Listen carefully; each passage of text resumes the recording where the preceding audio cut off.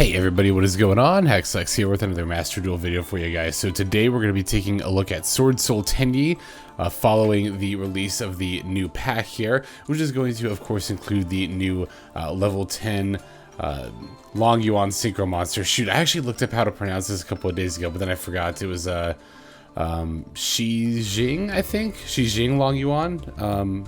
Something to that effect, if I recall correctly. I probably did butcher that, so apologies if I did, which again I almost assuredly did. But in any case, yeah, Swordsoul Tenyi.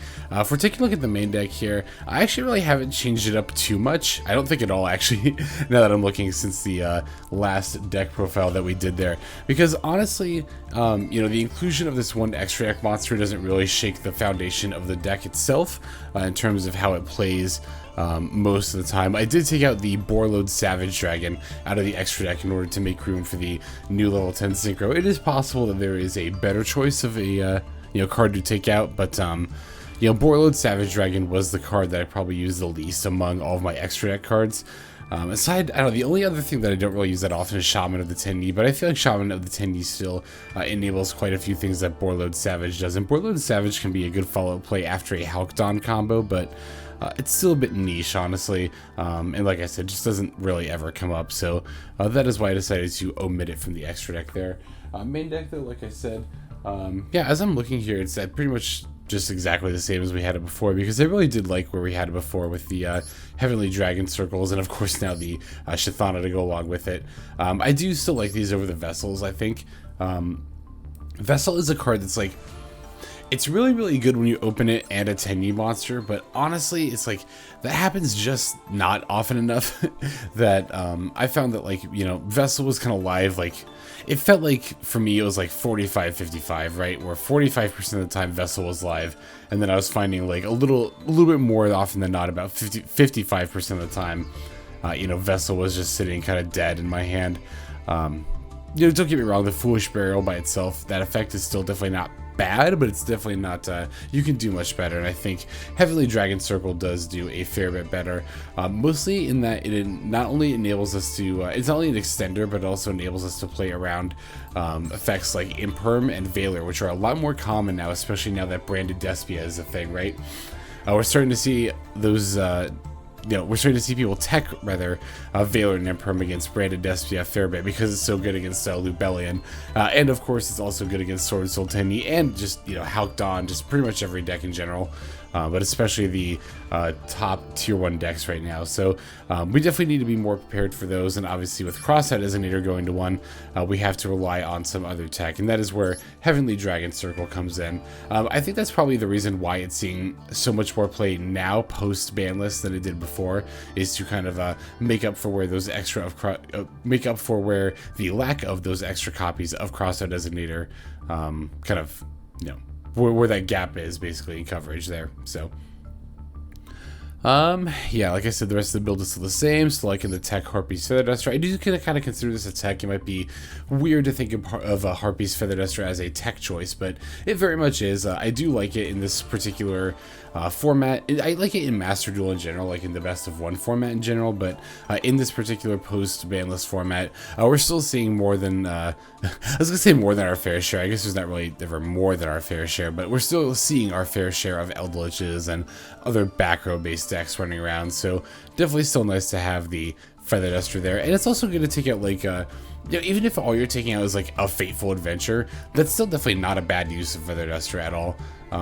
Because one, decks that, like, you know, like Adventure Tenyi, right, they don't run that many back rows, so you can just use it to take out you know, a Fateful Adventure, and 2, that's going to prevent them from, like, recycling their Griffin and or setting up another, like, Rite of Arm Messire on the next turn. So, you know, you might be hesitant if all your opponent has is a face-up Fateful Adventure to use the Feather Duster, but, like, honestly, again, depending on what deck they're playing, again, if it's, like, Adventure Tenyi, like, just go for it. That's a great use of it. And generally speaking, I don't think it's a bad use of it against pretty much any deck that's playing the Adventure line there. So obviously it's going to depend on the situation, the board state in your hand, and all that other stuff, but I guess as a more general tip, you know, don't be afraid to just hit like 1 card with the Feather Duster there. So okay, I think that's about all I've got to say about the build itself. Let's go ahead and break it down card by card, and then we'll take a look at some gameplay.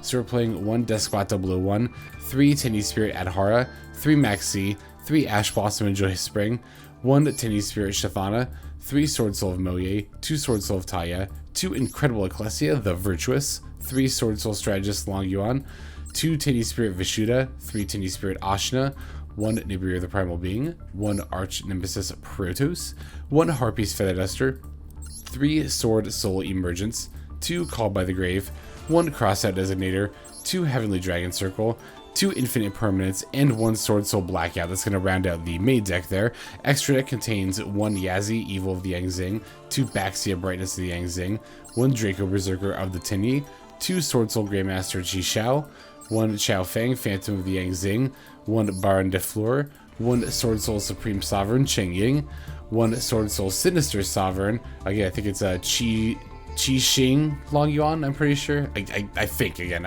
I don't know. Again, sorry if I butchered that. 2 Monk of the Tenyi, 1 Crystron Hulky Fibrax, 1 Shaman of the Tenyi, and then finally 1 Mecha Phantom Beast Auroradon. So yep, that's all of the cards, the main and extra there. Now let's go ahead and take a look at some games. Okay, so this first game is going to be an 11 turn back and forth with Numerons of all things. So it's funny, games in general don't normally go that long, especially against a deck like Numeron, but we did have a bit of a match here. So we do take the first turn, but we open kind of dead.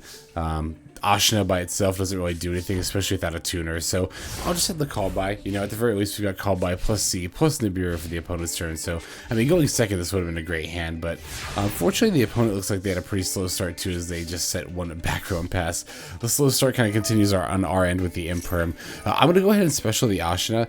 My plan here was to actually special it, send for Monk, and then pull out maybe like a Vishuda or something from my deck, and maybe try to bait some responses in doing so. Sure enough, I do manage to bait out a Maxx here. I'm not going to use the call by on it because I want to have the Maxx ready for my next turn as well, and I'm really not concerned about my opponent getting 1 draw here.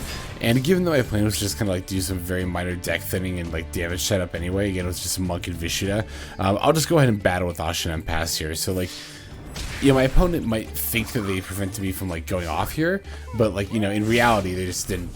They just didn't. Like, I didn't have plays anyway, so you know, that is definitely a perfectly acceptable outcome for me here. So they just set a monster and pass, so it definitely seems like they have a fairly dead hand here. At this point, I'll go ahead and use the summon the Monk of the Tenyi using the Ashuna. I'll then use that effect to summon. I was gonna kind of go for, I think, an Adhara here, but I don't recall exactly. But in any case, or maybe just a Vishuda, I think, to bounce the monster is what I was thinking, but to possibly bounce the monster anyway. But in any case, they did have the Ash there. Again, I'm totally fine with the Ash being used there against the Ashuna in that situation, because like I don't have a whole lot of plans in mind for this anyway, right? So it was just a very vague, loose, like, again, mostly just trying to bait out removal. So speaking of baiting out removal, you know, the opponent's got a Kaiju and then a Droplet, you know, ready for our board here. I'm actually pretty fine with this, but once the Kaiju summon resolves, I'll go ahead and throw out the Maxx here, because at this point, I still wasn't 100% certain that my opponent was playing Numerons. I guess maybe the Droplet should have been a giveaway that it wasn't Lunalight Danger Kaiju. I did think that that could be the case, given the Mystery Dust Kaiju, although I also should have figured that, like, I don't think that that Kaiju deck would, it would be very unlikely for it to have this kind of dead draws, I think, just based on the build that I've seen and just kind of like ratioing of the deck and how many draws my opponent's gotten, whereas with Numeron, it kind of makes sense that they're dead drawing this much if they're not able to get to their Numeron network. So anyway, opponent's going to follow up with a Lightning Storm here. I'm actually going to flip this call by on the Maxx to basically to prevent it from being used on my next turn, just in case I decide to start, like, or I'm able rather to start like going off my opponent's next turn, or sorry, on my next turn. I don't want my opponent to be able to Maxx me. So here it looks like they finally top decked the Numeron network, dropping the you know, Numeron gates there. Fortunately, because they summoned a Kaiju, I get to Nibiru here, because the Kaiju, even though it's summoned to my field, does still count as the 5th summon. So we get to Nibiru, give our opponent a token, and then it passes it back to us. So we did draw an Adhara here, so we can go ahead and normal that and then link that away with the Nibiru for good old Hulky Fibrax. I did consider using the Nibiru token to, rather using the Nibiru to battle over the token potentially, but ultimately opted not to. The opponent is going to have a Ghost Ogre here for the Hulk, definitely not ideal. Obviously, definitely not ideal. It's actually kind of highlights one of the reasons I do think that the Ghost Ogre is better than I think even I've given it credit for. I was going to say people, but honestly, I think even I've given it credit for in the past, which is that, you know, we think about Ghost Ogre, we think like, oh, we use it to negate like Fateful Adventure, negate, destroy, face-up spell, and trap cards, but it's very, very useful against monsters, even though it won't actually obviously stop the monster effect from resolving.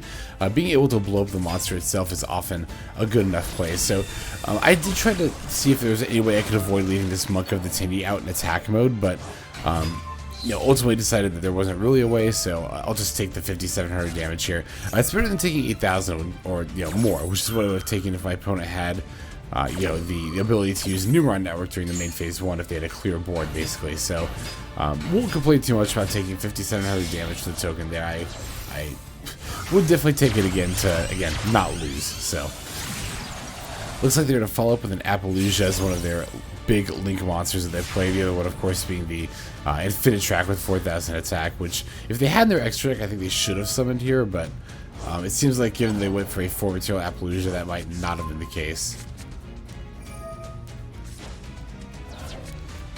Ah, yes, okay, so here I decided to use the Heavenly Dragon Circle to pull an Adhara kind of as backup, basically, because I knew this, of course, this Taia was going to get negated, so I also wanted to drop the Appaloosa's attack points low enough that I could battle over it pretty easily without then having to commit, you know, too much, although I did still have to commit a Qixing, I think, ultimately, because I knew I was going to have to make some kind of level 8 synchro, and I almost made a Draco Berserker of the Tenyi instead of the Qixing, but I ultimately decided that specifically because my opponent's playing Numerons, the monster effect negate might actually be pretty handy. Or, you know, more handy than a Draco Berserker would be, anyway, so opponent does just draw and pass. Looks like they only have 2 of each Numeron gate in their extra deck, so they weren't able to actually keep comboing off there, which is very nice. We obviously definitely take that. So opponent's going to reveal a Siphon Gear Gamma here. I'll just go ahead and Ash it, even though Ash is not going to destroy it, and because of the, you know, condition of how the effect of the Siphon Gear Gamma works, the opponent can certainly just reveal it again, but I'm not really particularly concerned about it because I can just get this Baron. Now I can negate destroy it if need be, and then I'll just move into battle phase and just sit for lethal anyway, which, to be fair, I could have done earlier. I did have the damage on board, but I wanted to get the Baron up because I know that Numeron Wall is very much a thing.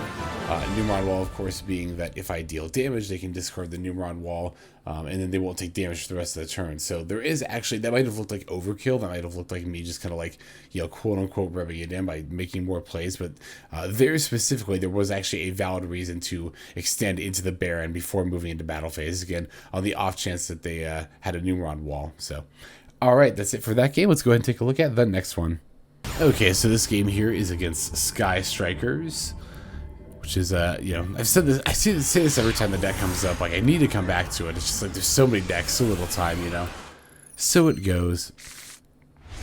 But we're taking the first turn here, and this is a very, very, very good opening hand, especially opening one of each of the main deck Swordsoul monsters. We love to see it. So, yeah, I think if I recall this game correctly, yeah, I lead with the Longyuan here. And do I... Yep, okay, so I decided I want to try out the new Synchro, right? So instead of opening with Baron, which I would normally do here, I decided to go for the new Longyuan Synchro. So I'll open with that and then go for the Mo Ye, because I'm already thinking about this, like, Mo Ye plus Qixing, and I'm like, oh, I'm going to get another draw on top of it. So much advantage, and I was just tempted too greatly by the promise of many card draws. So, yeah, like I said, ultimately decided to go for that instead of the Baronne de Fluer, which I would normally go for, I think. But in any case, here we get another call by, we get another, or we get an Ecclesia. Because I already have Emergence in my hand, I'll just go ahead and add the Blackout with the Qixing here, and then we can summon Protos and then get Nibiru. So that is definitely, of course, the downside to a play like that. And of course, it would have been a fairly good idea to, you know, go for the Baron instead. But again, what can I say? You know, the temptation, well, it was just too great. We do still have a very solid sized token here, as well as a bunch of disruption on board, so I'm not like hugely concerned about the game state, but it is something to be wary of, something to be mindful of. I mean, we do, to be fair, also have the Ecclesia, which can go in for a Taia at any moment, so it's not like we're relying solely on top deck mode here, but definitely still doing so a little bit more than I would normally like to be doing. Okay, so yeah, here they're doing their Sky Striker shenanigans. Of course, I can't really do anything about it because my face downs are the Blackout here and the called buys on either end. I could have actually thought about keeping one of these called buys in hand just on the off chance my opponent did have like a Feather Duster or something. Yeah, obviously that would not be ideal. I would want at least one of the call buys for my next turn to kind of fight against like disruption and stuff, but in any case, you know, it ended up not mattering this time, but it's definitely still something to be mindful of for next time. Which is a good way to evaluate games, I think, in general, is like, you know, if you catch something like that, even if it was an issue within that game, it's still always, of course, nice to be able to just, like, you kind of have that have that knowledge on standby, just to, you know, for situations where it might be more relevant, like matchups where it might be more relevant. But in any case, Mo's going to double down on adding the engages here, setting one and adding one to hand. Very nice of them, not nice of them, but very nicely played by them, I should say. So here I'm going to special the Adhara and then go into the Taia, because I know the opponent's got the Widow Anchor, but I also counted the number of spells in their grave before I made this play and saw they only had 2. So I know they can negate but not take control of the Taia. So once they negate the Taia, then I'm free to use the Adhara along with it to link into the Halki Firebrax, and then we're basically going to use the you know, the Halkdon engine from here forward in order to re-establish control of this game. And just looking at my opponent's life points, I should be able to have this, assuming they don't have any major disruptions, right? I should be able to pretty easily not just like come back, but then also win the game, which opponent realizes before conceding there. So GG's gas, thank you for the good game there. All right, let's go and take a look at the next one. Next game here is going to be against yet another Numeron deck. This one's definitely going to be a shorter game, but yeah, these games were from like Platinum 1 going into Diamond, so, you know, it's definitely start to see a lot of Numerons the closer you get to the top of the ladder there. But another really good opening hand here. Could, you know, obviously ideally use like a call by or a Crossout Designator, but you know, it is what it is. So here we're going to get to see the Heavenly Dragon Circle in action as our opponent goes to negate our Swordsoul of Mo Ye. We can use the Heavenly Dragon Circle, and normally I would add the Shthana from deck to hand here, but obviously in this case we already opened and then specialed the Shthana, so we get to just add the Longyuan instead. So yeah, now I get to use the Longyuan's effect. This time I decided not to take any chances and just go for Baronne. Although, to be fair, the Longyuan token, I think, was actually some number 5, so I think if our opponent had it, they might have flipped it there, but in either case, we've got the Baronne and the Qixing up. That's what's most important. And of course, we have the Emergence in hand, so we can also go for the Protos, and then we can even set down this Blackout we just searched and use it in you know, tandem with the Protos in order to blow up 2 cards for pretty much free. That, of course, on top of the Omni Negate from Baronne and the Qixing Negate, is definitely going to secure the win there. So yeah, that was pretty, you know, standard, you know, just game in general. It's kind of, I think that's kind of why I threw that one in there, because I like to show that, like, even if the game itself isn't particularly involved, I still like to show a game where we just play out like the standard combo line, just so that people can get an idea of how the deck works. But all right, let's go and take a look at the next game. Okay, so here is the matchup I think a lot of you have probably been waiting to see, and we're going to be playing against Branded Despia in this one. I was actually kind of surprised how, like, relatively few Branded Despias I was running into as I was, you know, getting games for this deck. Alright, so here we've got, yeah, we're going to lead with the Mo Ye, reveal the Taia. Opponent does have an Imperm. We don't have the Heavenly Dragon Circle this time, but we do have the Emergence, so I'm kind of thinking I might just search up the Longyuan, pitch the Taia to summon it, get the token, and then just use the token with the Mo Ye, period, so that way we can get the draw on the search there still. Okay, yep, here comes the Longyuan, and then, yep, sure enough, gonna get away with the Mo Ye for Qixing. Plus this way we have the, of course the Qixing on board with the monster effect negate on our opponent's turn and the search effect this turn. Get into their Mo Ye, definitely not the best draw, but we can search up a Blackout here. Okay, opponent's up next here. Let's see what they got. They've got the Rite of Armistier. Definitely going to throw out the Maxx in response to that. I'm also thinking of throwing out the Blackout here. Well, then, of course, you have the Crossout Exterminator. But I'm also thinking of throwing out the Blackout here in response to the resolution of, not only the summoning of the token, but the activation of Fateful Adventure from the deck. I think that would go a long way to disrupt the opponent, and I'm pretty sure that is what I end up doing. Oh, of course, I waited for the effect to activate first, but yeah, that's what I end up doing. Just getting rid of our spare Longyuan to get rid of the token and Fateful Adventure. Opponent summons Griffin in response. I don't in attack mode as well. I don't particularly see the reason. Oh, that's right. They linked away. That's right. That's what it was. They linked away in order to go into their Vert Anaconda to set up a branded fusion there, I believe. Yeah, I mean, of course. What else would it be, right? But fortunately, we've got the Qixing, so we can just go ahead and negate that. And yeah, even by banishing the Blackout there, we can make a Swordsoul token as well. So that way, during our next turn, if we don't have anything to reveal for this Mo Ye, that's fine. We can still normal summon it, go into a level 8 synchro, get our advantage with the draw, and still have some really good plays. I should have actually activated this Feather Duster before I started summoning things here. I was just thinking to myself, like, was I not just saying that it's worth it to Feather Duster one card, but then, sure enough, in this replay, it seems I have not really done that. Although, to be fair, it's also still kind of like, like what realistically could it be from branded Despia that would be like super disruptive? Like maybe, I don't know, if it was an Emperor or something, I guess I'd still want it gone. So that is more than fair. But of course, now that we have the Baronne de Fluer on board, I'm definitely not afraid of anything in particular here. And sure enough, the Baron is going to secure the win for us. So, yeah, I got that win in the books there. I think we have one more game to take a look at. Let's go ahead and jump straight into it. Okay, everybody, sorry about that. I thought I did have one more game there with the deck, but it turns out I actually did not.